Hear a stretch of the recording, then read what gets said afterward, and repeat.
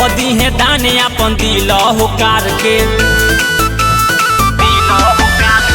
पवन महान टीचर अपना बिहार के कदी है दाने अपन दिल होकार के। अब उनके से लागता रजी एगो शेरे बिहार में करजी जे कर नाम खान सरजी।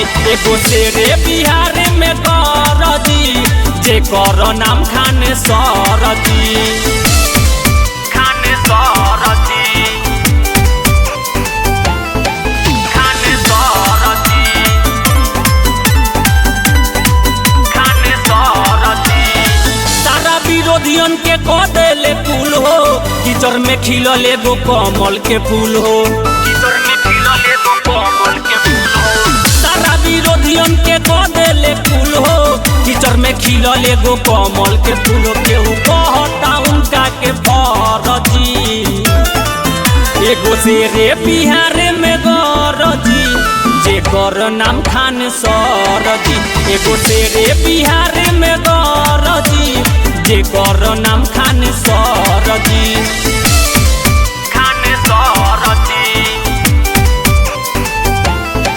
खान सरजी खान सरजी।